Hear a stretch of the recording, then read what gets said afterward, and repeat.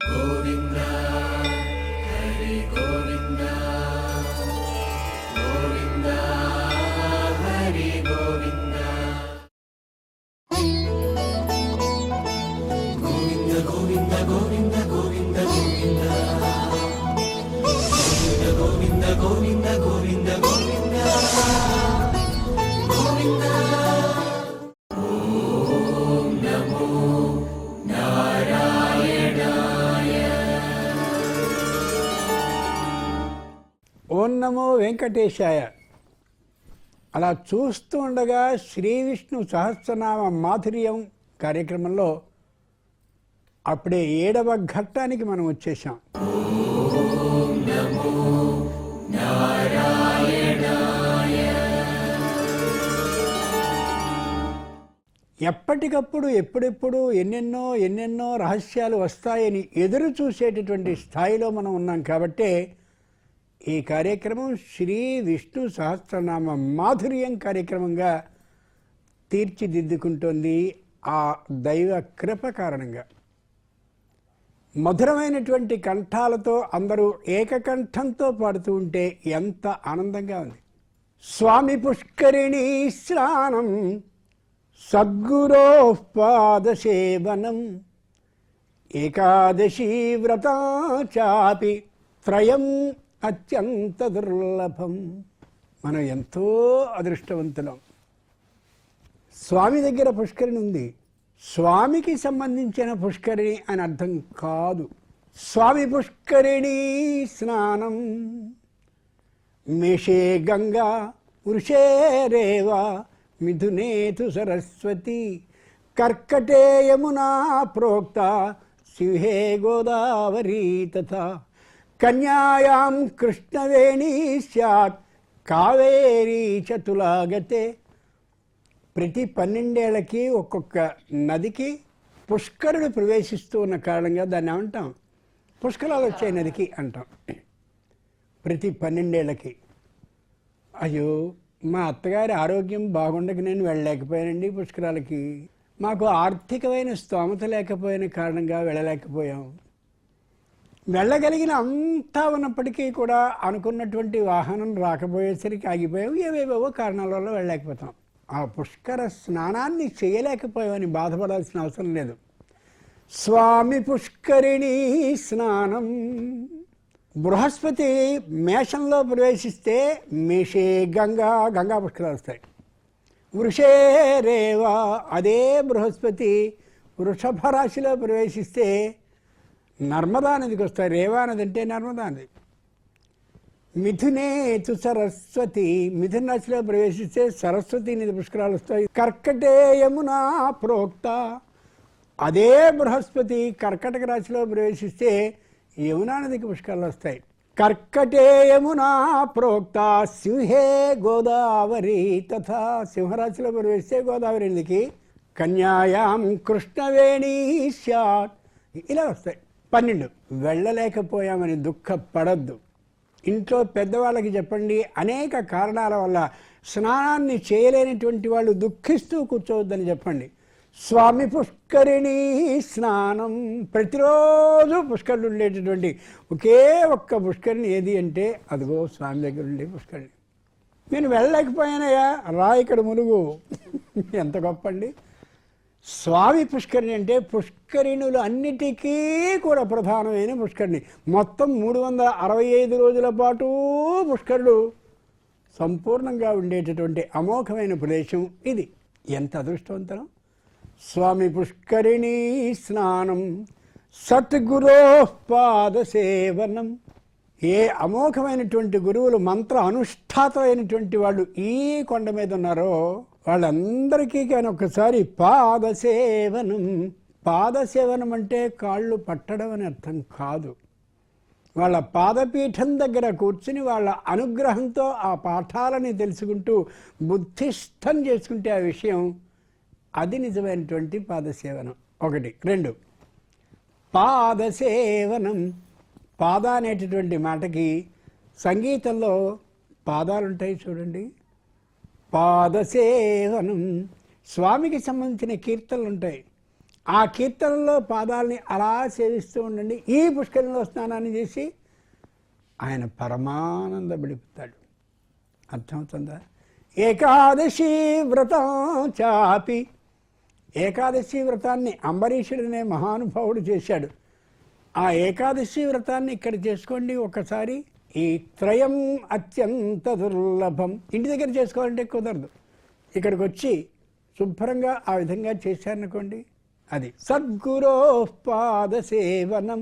ఏ మహానుభావులైనటువంటి వాళ్ళు బ్రహ్మాండమైన సంగీత కృతుల్ని చేశారో, లేదా వెంకటేశ్వరునికి సంబంధించిన అనేకమైనటువంటి స్తోత్రాలను చేశారో, వాళ్ళని గురువుగా భావిస్తూ వాళ్ళు చేసిన ఆ కృతులలోని పాదాలని సేవించినా చాలు.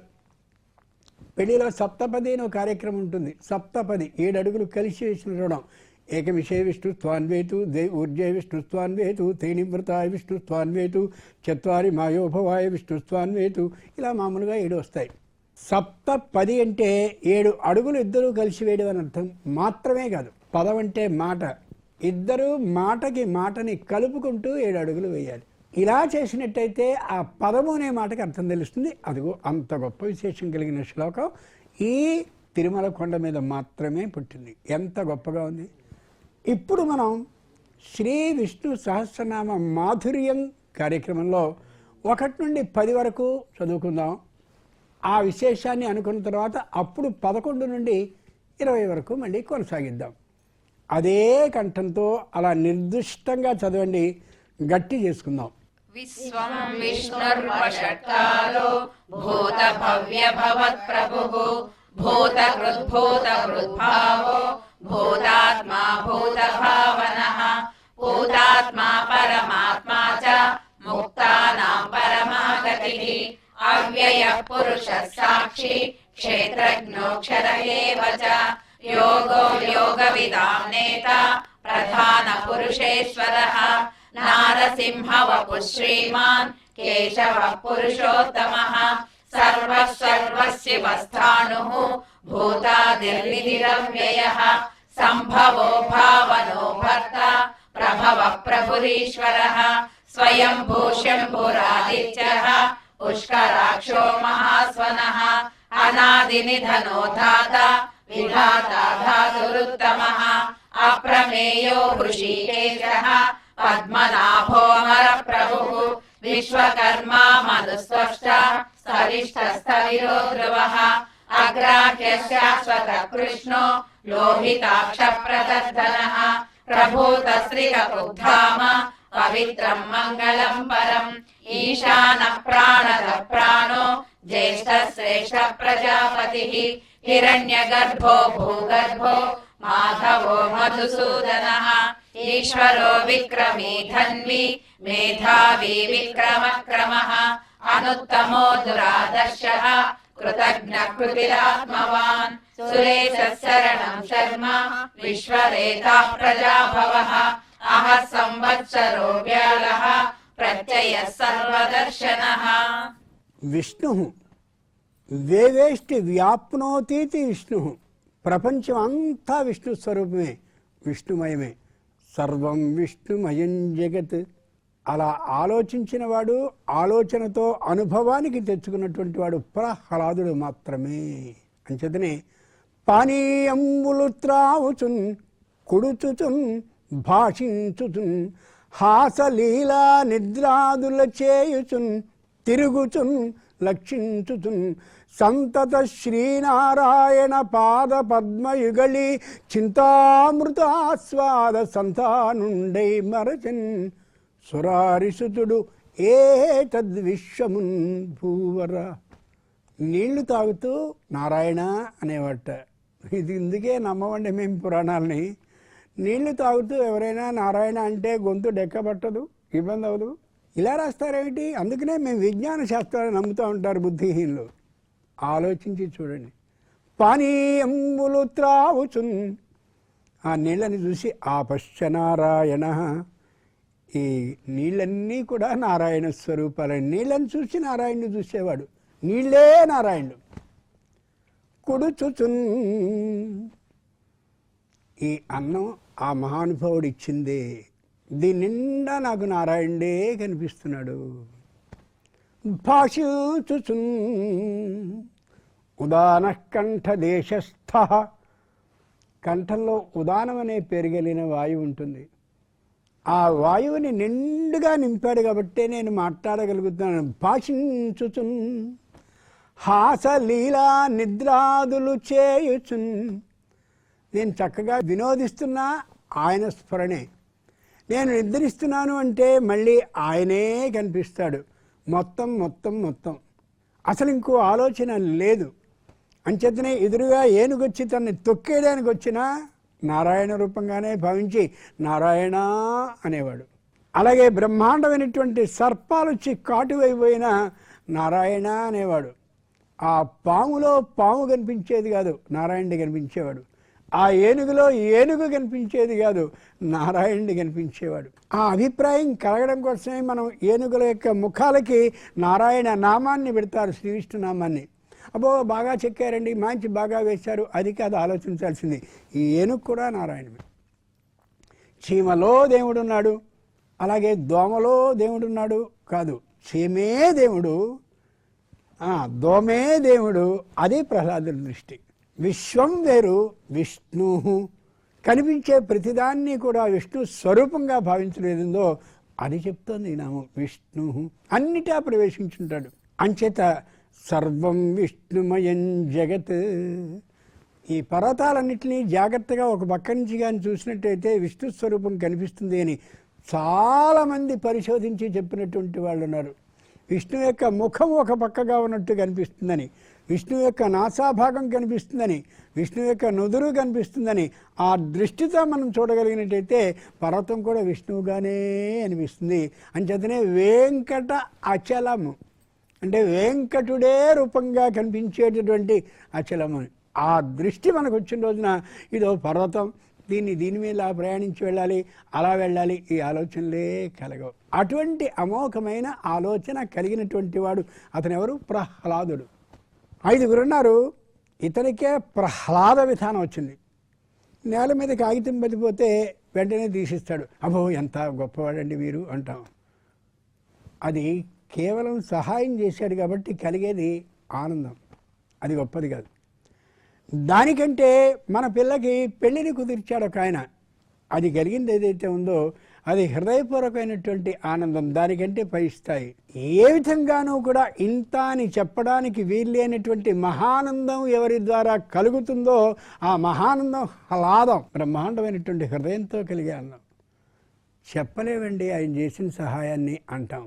మంచి ఇరుకు అలా ఉండి ఏ విధంగానూ యువతలకి రాలేము అన్నటువంటి సందర్భంలో ఏ భగవంతుడు మన పక్షాన నిలబడి అలా చెక్కలు మొత్తం ఉండే కష్టాలన్నిటి తొలగిస్తాడో అప్పుడు కలిగేది హ్లాదం. వేటగాడు బాణాన్ని విడడానికి సిద్ధంగా ఉన్నాడు లేడి మీద. లేడి ఇటు పక్క చూసింది, విపరీతంగా అగ్నితో ఆ మొత్తం వనం అంతా తగిలిడిపోతుంది. ఎదురుగా వేటగాడు ఉన్నాడు, కుడివైపు చూసింది, పెద్దదైన నది ప్రవహిస్తోంది. ఎటైనా మనకి మరణం తప్పదు.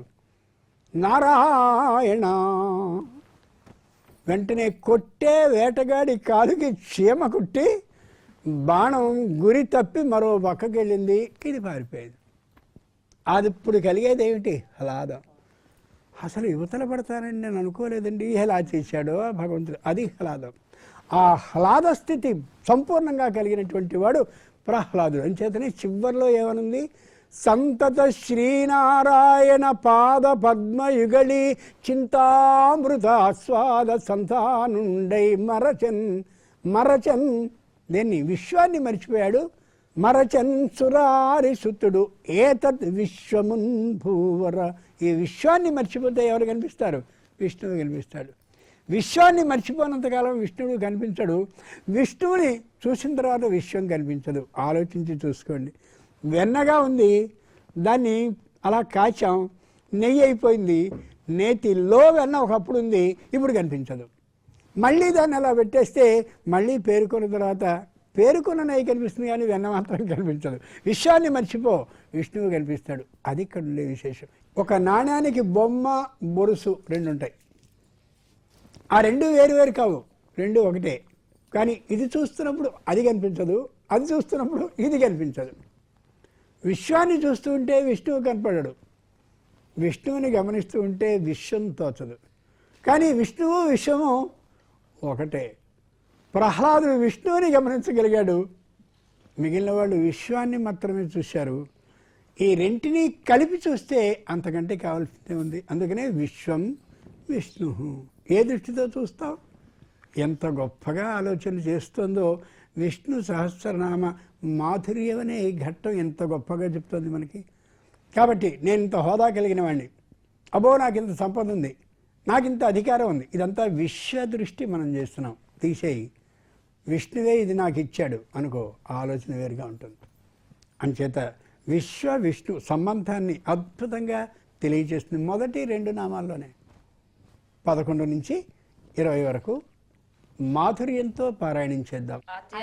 సర్వేశ్వర సిద్ధః సిద్ధి సర్వాదిరచ్యుతః వృషా కపిరమేయాత్మా సర్వయోగ వినిస్మృతః వసుర్వసుమనః సత్యః సమాత్మా సంమితః సమః అమోఘ పుండరీకాక్షో వృషకర్మా వృషాకృతిః రుద్రో బహుశిరా బభ్రుః విశ్వయోనిః శుచిస్రవాః అమృత శాశ్వతస్థాణుః వరారోహో మహాతపాః సర్వగ సర్వవిద్వానుః విశ్వక్సేనో జనార్దనః వేదో వేదవిదవ్యంగో వేదాంగో వేదవిత్కవిః లోకాధ్యక్షः సురాధ్యక్షో ధర్మాధ్యక్ష కృతాకృతః చతురాత్మా చతుర్యూహః చతుర్దంశశ్చతుర్భుజः భ్రాజిష్ఠుర్భోజనం భోక్తా సహిష్ణుర్జగదాదిజः అనఘో విజయో చేత విశ్వయోనిః పునర్వసుః ఉపేంద్రో వామన ప్రాంశుః అమోఘః శుచిరూర్జితः అతీంద్రः సంగ్రహः సర్గో ధృతాత్మా నియమో యమః వేద్యో వైద్య సదా యోగి వీరః మాధవో మధుః అతీంద్రియో మహామాయో మహోత్సాహో మహాబలః మహాబుద్ధిర్మహావీర్యో మహాశక్తిర్మహాద్యుతిః అనిర్దేశవపు శ్రీమాన్ అమేయాత్మా మహాధృతృత్ మహేశ్వాసో మహీభక్త శ్రీనివాసः సతాంగతిః అనిరుద్ధः సురానందో గోవిందో గోవిదాంపతిః. జనార్దన ఉంది కదా, జన అర్దన, పుట్టినటువంటి ప్రాణులను అందరినీ కూడా రక్షించే లక్షణం కలిగిన వాడు ఆయన. మనం కలియుగం కదా అనుకునేది, కలియుగ జనుల్ని కదా అనుకునేది, వీళ్ళందరూ సుఖంగా ఉండాలి అని ఆలోచించి మహావిష్ణువు బ్రహ్మకి ఒక సూచన చేశాడు. ఇలా ఇలా ఇలా ఇలా సంవత్సర ఆదిని ఏర్పాటు చేయని. ఉగాది గురించి మనం అనుకుంటున్నాం. బ్రహ్మలా తీసేసరికి 60 సంవత్సరాలు వచ్చాయి. 60 సంవత్సరాల్లో మొదటి తీసుకో ప్రభవ, బాగుంది. ఆయా సంవత్సరంలో 2 అయినాలు వచ్చాయి, వాటిలో కూడా మొదటి అయినాన్ని తీసుకో. విష్ణు ఆజ్ఞానం చేశాడు, మొదటి తీసుకున్నాను. అయ్యో ఉత్తరాయణం అనగానే మళ్ళీ 3 ఋతువులు వచ్చాయండి, వసంతం గ్రీష్మం వర్షం, వాటిలో కూడా మొదటి తీసుకో. తీసుకున్నానండి. అయ్యా వసంత ఋతువు అనగానే మళ్ళీ 2 మాసాలు వచ్చాయండి, చైత్రం వైశాఖం, వాటిలో కూడా మొదటి తీసుకో. చైత్రమాసం. మాసం అనగానే 2 పక్షాలు వచ్చాయండి, శుద్ధపక్షం కృష్ణపక్షం, వాటిలో కూడా మొదటి తీసుకో. శుద్ధపక్షం. శుద్ధపక్షం అనగానే 15 తిథులు వచ్చాయండి, పాడ్యం నుంచి పూర్ణిమ వరకు, వాటిలో కూడా మొదటి తీసుకో. తీసుకున్నానండి. ప్రథమాతిథి పాడ్యమి తిథి తీసుకున్నా. ఆ పాడ్యమి తిథిలో కూడా మళ్ళీ 2 వచ్చాయండి, పగలు రాత్రి అని, పగలు తీసుకో, వాటిలో మొదటిది. పగలు తీసుకున్నానండి, చాలా చక్కగా తీసుకున్నాను. ఆ పగట్లో మళ్ళీ 15 ముహూర్తాలు వచ్చాయండి, వాటిలో మొదటిదైన బ్రాహ్మీ ముహూర్తాన్ని తీసుకో. ఇప్పుడు నేను సృష్టి స్థితి లయాలనే వాటిలో మొదటిదైన సృష్టిని నేను చేయమంటారా అని విష్ణువుని బ్రహ్మ అడిగితే అప్పుడు వచ్చింది మనకి ఉగాది సంవత్సరాది అనేది. అంటే ఏమిటి? సంవత్సరాల్లో మొదటిదైన ప్రభవలో, ఆ సంవత్సరంలో ఉండే ఉత్తరాయణ దక్షిణాయనాల్లో మొదలైన ఉత్తరాయణంలో, ఆ ఉత్తరాయణంలో కూడా ఉండేటటువంటి ఋతువులు 3 మొదటిదైనటువంటి వసంత ఋతువులో, ఆ వసంత ఋతువులో కూడా ఉండే చైత్ర వైశాఖాలనే 2 మాసాల్లో మొదలైన చైత్రంలో, ఆ చైత్రంలో కూడా ఉండే పక్షాలు 2 శుద్ధ కృష్ణ పక్షాల్లో మొదలైన శుద్ధ పక్షంలో, ఆ శుద్ధ పక్షంలో కూడా ఉండే 15 తిథిలో మొదలైన ప్రథమా తిథిలో, పాడ్యమీ తిథిలో, ఆ తిథిలో కూడా ఉన్నటువంటి పగలు రాత్రి రెంటిలో మొదటిదైనటువంటి పగటిలో, ఆ పగటిలో కూడా ఉండేటటువంటి 15 ఏవైతే ముహూర్తాలు ఉంటాయో వాటిలో మొదటిదైన బ్రాహ్మీ ముహూర్తంలో సృష్టి స్థితి లయాలు అనేటటువంటి 3 కార్యక్రమాల్లో మొదటిదైన సృష్టి అనే కార్యాన్ని బ్రహ్మ విష్ణు మహేశ్వరులో మొదటివాడైన బ్రహ్మ విష్ణు ఆజ్ఞకి అనుగుణంగా చేస్తే వచ్చింది మనకి ఇంతటి సంవత్సరాలు. సామాన్యమైనది కాదు. అదో దిక్కుమాలిన జనవరి 1ని పట్టుకుని ఏడవడం మనకి సిగ్గుండద్దు. అప్రాచ్యుడు వాడి విధానం ప్రకారం చేశాడు. ఆలోచించి చూడండి. జన అర్ధన, ఎక్కడికి వీళ్ళు ఇబ్బంది పడిపోతారో, ఏ విధమైన ఇబ్బంది పడతారో అని అన్నిటిలోకి మొదటిది తీసుకున్నాడు. ఈ అమోఘమైనటువంటి సంవత్సర ఆదినాడు యువతలకి రాగానే చెట్లన్నీ కూడా చక్కనైనటువంటి చిగురుటాకులను వేసి ఎంత గొప్పగా అనేకమైనటువంటి రంగులతో కనిపిస్తాయి. పైగా కళ్ళకి ఇంపుగా ఉండేందుకోసమని బ్రహ్మాండమైనటువంటి పువ్వుల్ని, ఫలాలని, అలా ఎగురుతూ ఉండే ఆ తుమ్మెదల్ని అన్నిటినీ ఏర్పాటు చేశాడు. కళ్ళకి, త్వక శరీరానికి సుఖమైనటువంటి అలా గాలి వచ్చేలాగా చూడండి. ప్రఛాయ సులభ నిద్ర, ఏ చెట్టు కింద కూర్చున్నా అంత వేడిలోనో భలే నిద్ర వచ్చేస్తుంది. శ్రోత్రు, చెవులకి ఇంపుగా ఉండేందుకు చిలుకలు అరుస్తూ ఉంటాయి, కోకిలలు పాడుతూ ఉంటాయి ఈ కాలంలో. అలాగే ఘ్రాణ, ముక్కుకి భలే ఆనందం కలిగేలా సువాసన సురభిళమైనటువంటి పుష్పాలన్నీ కనిపిస్తూ ఉంటాయి. ఇన్ని ఆనందాలు ఉంటాయి. జనవరి 1 నాటికి మీరు మంచు విపరీతంగా ఉంటుంది, ముక్కులన్నీ బూరలతో సమానంగా ఊగుతూ ఉంటాయి, విపరీతమైన జలుబు, ఉబ్బసం ఉన్న వాళ్ళకైతే భగవంతుడు కనిపిస్తూ ఉంటాడు. మొత్తం గాదెలన్నీ నిండి కనిపిస్తాయి. సంవత్సరానికి జనవరి 1కి గాదెలు నిండుకుని కనిపిస్తాయి. ఏముండదు. పైగా భయం పడుతూ ఉంటారు అందరూ కూడా. రైతులు వస్తుందో రాదో, ధాన్యం ఏమవుతుందో అని. ఈ ఉగాది వచ్చినప్పుడు పిల్లకి పెళ్లి చేద్దామా, అబ్బాయికి దివాణంలో ఉద్యోగం ఇప్పిద్దామా, ఆనందంగా ఎదురు చూస్తూ ఉంటారు.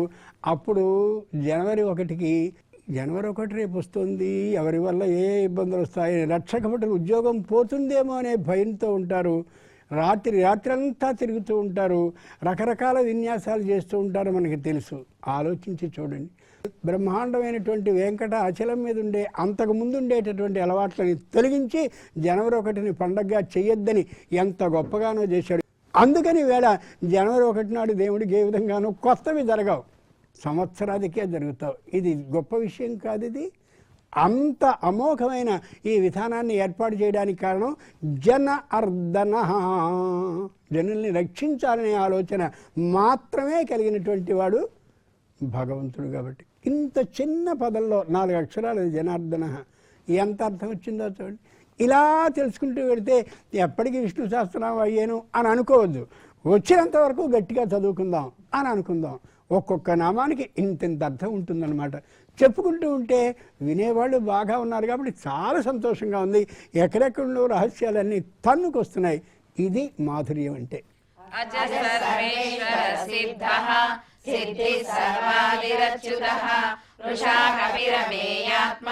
సర్వయోగ వినిస్మృతః వసుర్వసుమనా సత్యః సమాత్మా సంమితః సమః అమోఘ పుండరీకాక్షో వృషకర్మా వృషాకృతిః రుద్రో బహుశిరా బభ్రుః విశ్వయోని శుచిస్రవాః అమృతః శాశ్వతస్థాణుః వరారోహో మహాతపాః సర్వగః సర్వవిద్వానుః విశ్వక్సేనో జనార్దనః వేదో వేదవిదవ్యంగో వేదాంగో వేదవిత్కవిః లోకాధ్యక్షः సురాధ్యక్షో ధర్మాధ్యక్ష కృతాకృతః చతురాత్మా చతుర్వ్యూహః చతుర్దంశ చతుర్భుజः భ్రాజిష్ణుర్భోజనం భోక్తా సహిష్ణుర్జగదాదిజः అనఘో విజయో జేత విశ్వయోనిర్పునర్వసుః ఉపేంద్రో వామన ప్రాంశుః అమోఘః సుచిరూర్జితః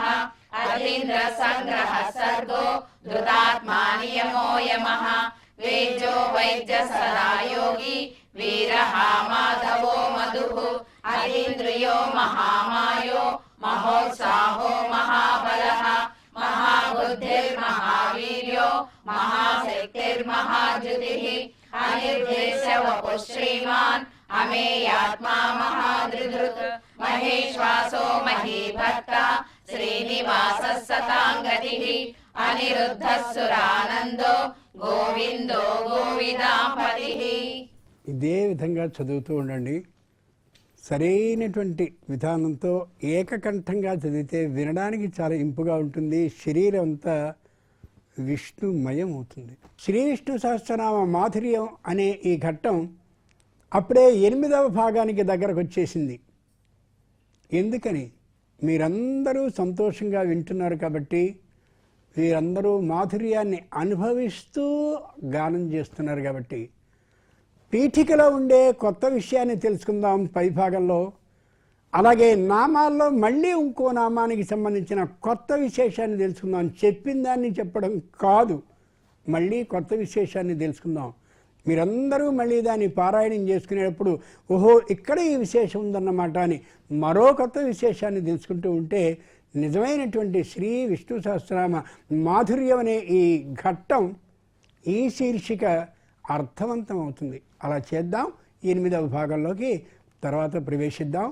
ఓం నమో వెంకటేశాయ.